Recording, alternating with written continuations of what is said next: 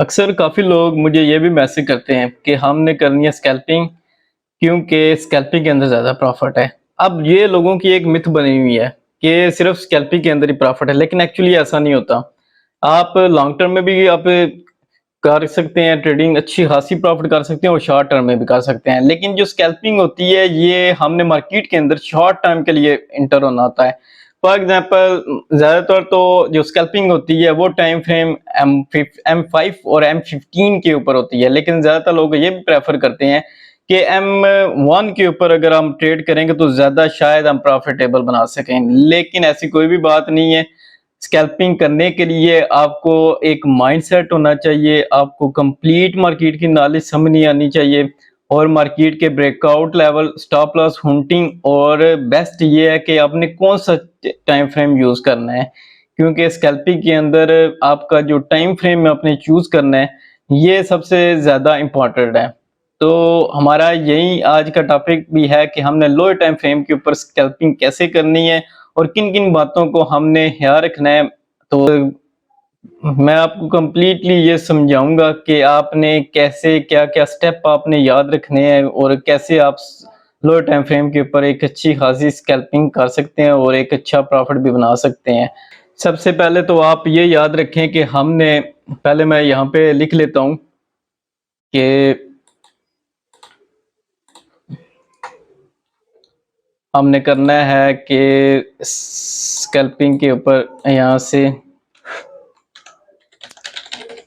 Scalping और lower last में ये करना है कि ब्रेकआउट लेवल कौन सा टाइम फ्रेम यूज़ करना है वो आपको मैं बताता हूँ कि M5 से आप M15 भी कर सकते हैं।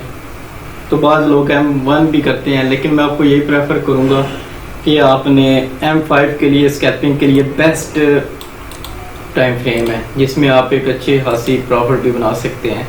आप पिप्स की कोई इसमें लिमिट नहीं है, कोई भी पेयर कोई भी करेंसी का हो या गोल्ड का हो आप इसके ऊपर ट्रेड कर सकते हैं। तो ये एक स्ट्रेटजी है नॉर्मल सी।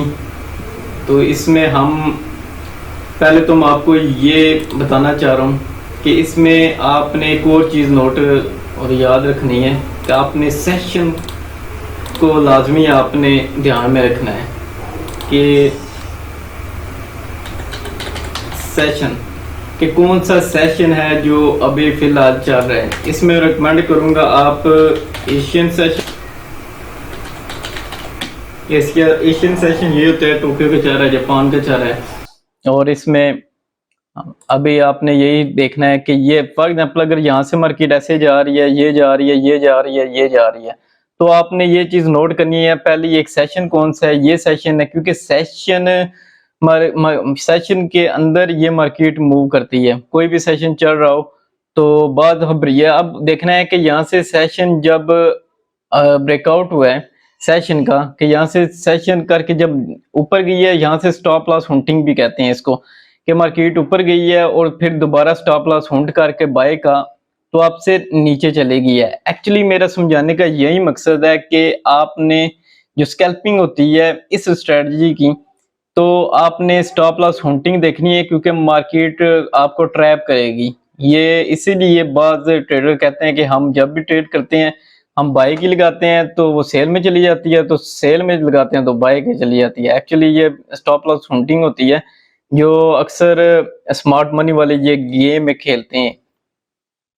तो इसमें जब भी ऐसा हो तो यहाँ से जो ट्रेड लॉन्ग में जाएगी नीचे, इसको हम स्कैल्पिंग के लिए एक बेस्ट ट्रेड कहेंगे क्योंकि जब वो स्टॉप लॉस hunting करेगी मार्केट वो बाहर निकलेगी एक दफ़ा सेशन से और नेक्स्ट जो सेशन होगा उसमें एकदम से मार्केट नीचे चली जाएगी।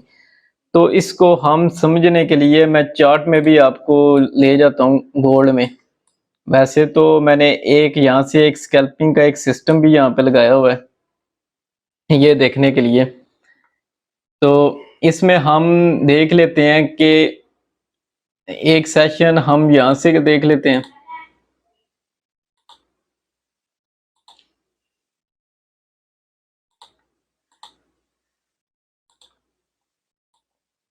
यहाँ से मार्केट क्या उसने किया, क्या चीज़ें इसमें हमने देखी हैं।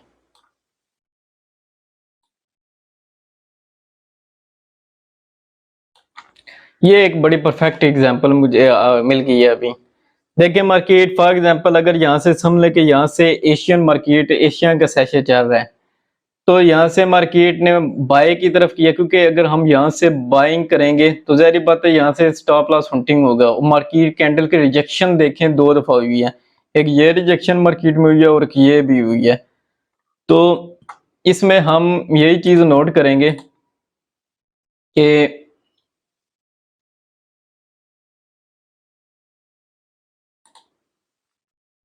इसमें हम चेक कर लेते हैं। एक और चीज मैं आपको बताता हूं, ये अब एक मार्केट की ये रिजेक्शन हुई है और ये एक मार्केट की ये रिजेक्शन हुई है।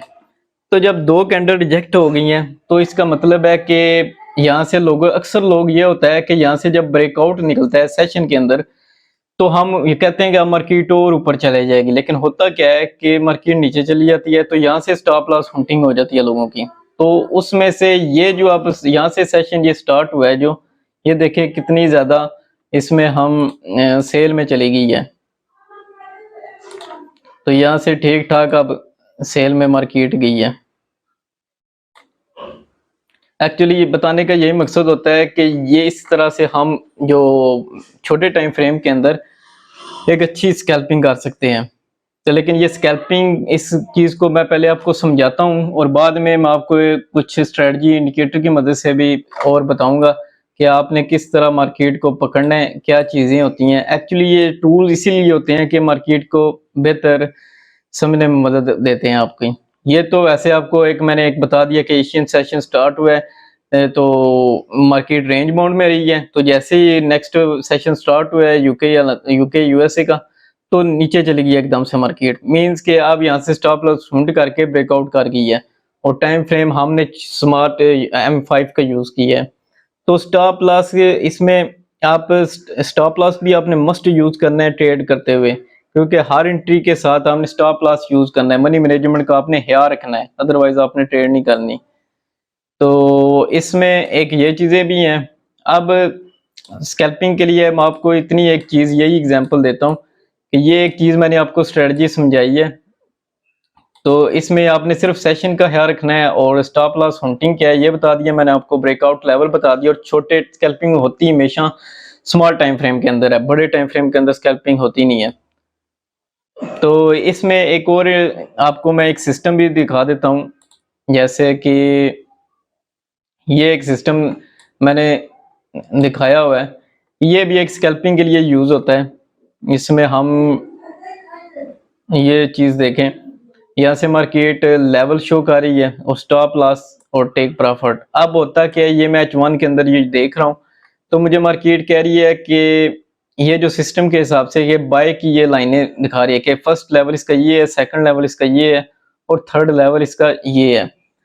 तो ये इंडिकेटर होते हैं टूल। इसमें सिंपल मैंने एक टेम्पलेट लगाई है। ये भी यहाँ से अगर हम जाएं तो आप देखेंगे कि यहाँ टिप टेम्पलेट फाइल में जाना है तो बेस्ट स्कैल्पिंग इंडिकेटर लिखा हुआ है, तो ये यूज आप कर सकते हैं।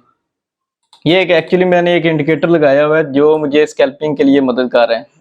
और यहाँ से आपको नजर भी आ रहा होगा सेल उसने TP1 TP2 TP दिया हुआ है। तो ये एक स्कैल्पिंग का सिस्टम भी मैंने आपको बता दिया है। और एक स्ट्रेटजी इसमें स्कैल्पिंग होती क्या है, ब्रेकआउट की मदद से भी आपको टाइम फ्रेम शार्ट में यूज करना है। पिप और स्टॉप लॉस आपने 50-50 पिप्स का भी रख सकते हैं, कोई इसमें इतनी बड़ी मसला नहीं है। तो ये इंडिकेटर भी अगर आप कहेंगे स्ट्रेटजी नीचे कमेंट्स कीजिएगा, मैं आपको प्रोवाइड कर दूंगा। अगर आपको ये चीजें चाहिए, ये सिस्टम और इंडिकेटर वगैरह अगर आपको चाहिए तो प्रोवाइड कर दूंगा, इतनी बड़ी कोई मुश्किल बात नहीं है। आपको समझने में अगर कोई ये हेल्प करता है तो मैं लाजमी आपके साथ शेयर करूंगा। बाकी अगर वीडियो को अच्छा लगे तो कमेंट्स, लाइक और शेयर लाजमी कीजिएगा। ये मैंने एक स्मॉल सी स्ट्रेटजी आपके पास स्कैल्पिंग की शेयर की है, तो इसको आपने प्रैक्टिस करनी है डेमो के अंदर भी। तो जहन में जो जो चीज़ें मैंने बताई हैं, एशियन सेशन का स्पेशली आपने ख्याल रखना है, तो उसके हिसाब से फिर आपने अपनी ट्रेड करनी है।